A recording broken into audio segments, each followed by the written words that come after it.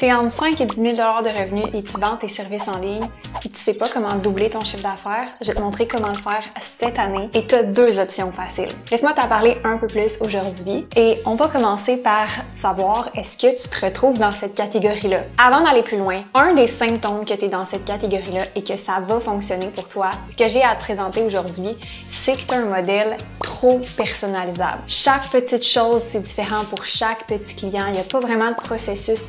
Puis il y a pas mal juste toi qui peux le faire en ce moment. Ça inclut beaucoup d'heures de travail et très peu de revenus parce qu'à la fin, tu travailles vraiment plus que qu'est-ce que tu factures ton client. Une autre chose qui peut être associée à ça, c'est la procrastination. Parce que tu sais pas nécessairement comment doubler ton chiffre d'affaires, tu procrastines puis tu remets à demain parce qu'il y a comme plein d'avenues possibles. Fait que tu sais pas vraiment où aller, donc tu finis par rien faire finalement. Ça se peut que tu es déjà rendu à l'étape où est-ce que tu es épuisé. Tu as une charge de travail plus grosse que qu'est-ce que tu es capable de prendre, puis ça déborde sur tes week-ends, sur tes soirs, sur tes soirées d'amoureux, du temps avec tes enfants, tu n'as plus vraiment d'équilibre vie personnel et travail, c'est juste du travail, puis t'es pas loin du burn-out. Un autre facteur qui pourrait faire en sorte que tu te retrouves dans cette catégorie-là, c'est que tu as des remises en question continuelles qui te disent « je suis qui moi pour vouloir croître mon entreprise ?» C'est peut-être juste ça dans le fond, avoir une entreprise, puis tu te fais pas confiance que tu peux avoir plus. Donc, tu es continuellement dans ce cycle-là de « je travaille trop, mais je remets en question, faire un changement parce que je sais pas si je le mérite, puis je sais pas je suis qui moi pour demander plus, peut-être que j'ai juste pas ce qu'il faut dans le fond. »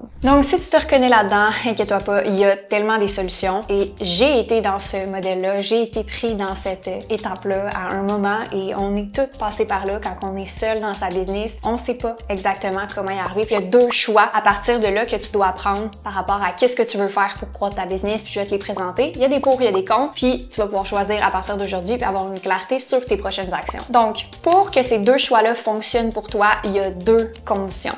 La première, tu as déjà un product market fit. Tu as déjà fait une étude de marché puis tu vends un service qui est apprécié, que les gens reviennent depuis au moins plusieurs mois ou presque un an. Tu arrives à générer quand même assez facilement 5 000 $ par mois sans faire trop d'efforts, puis c'est constant pendant, comme j'ai dit, plusieurs mois, presque un an. Tu es une professionnelle, soit de la santé ou une professionnelle en service B2B ou B2C, donc tu es comptable, avocate, nutritionniste, entraîneur, naturopathe, agence marketing ou créative, designer web, coach consultante, formatrice en ligne, tu as un salon qui vend des services en présentiel mais qui vend en ligne spécifiquement. Si tu te retrouves dans ces catégories-là, et qui t'arrive à faire 5 000 $ par mois de façon assez constante, les deux solutions vont exactement être pour toi. Donc, t'arrives à un moment où est-ce que t'es pris. Tu peux pas avoir plus de clients, t'es un peu overwhelmed, tu sais pas c'est quoi les prochaines étapes. Tu veux pas travailler plus parce que travailler plus, c'est juste pas possible en ce moment. Tu vas foncer dans un mur. En même temps,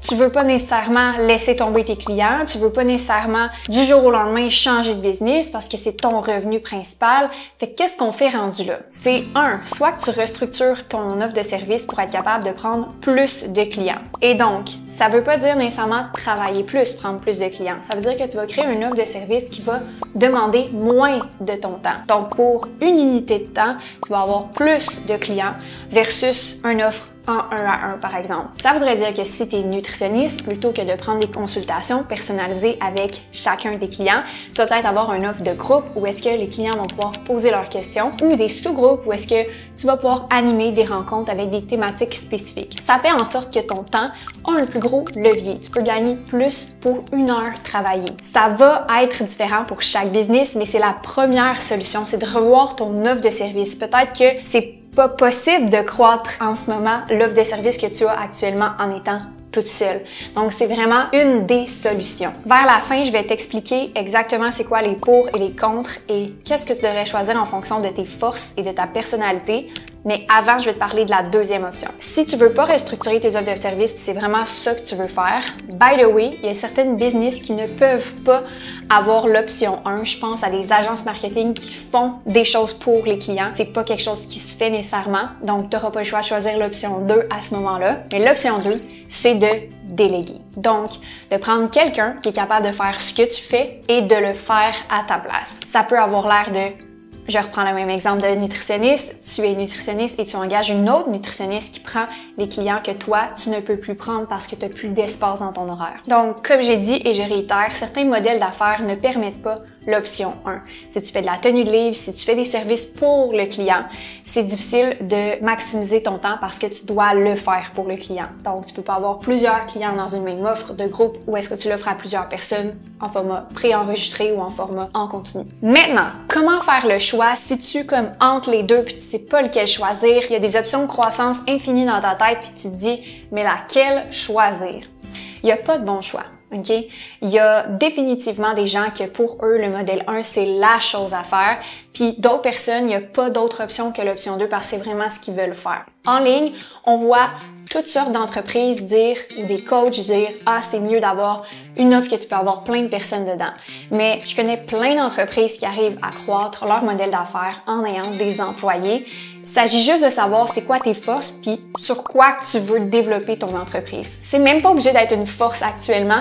Tu peux simplement dire « Hey, j'aime mieux régler ce problème-là ». Donc, si tu choisis le modèle 1, restructurer ton offre de service pour avoir une offre à plus haut volume, donc qui sert plus de personnes et qui a un plus gros levier pour ton temps, tu n'es plus en 1 à 1, tu fais plus du personnalisé, tu le fais plus pour le client, tu le fais soit avec le client ou le client le fait par lui-même dans ton offre de service, à ce moment-là, ta job devient une job de vente et de marketing. Ça veut dire que ça va être plus difficile de vendre cette offre-là que par exemple ton offre personnalisée. Par contre, tu peux livrer plus facilement.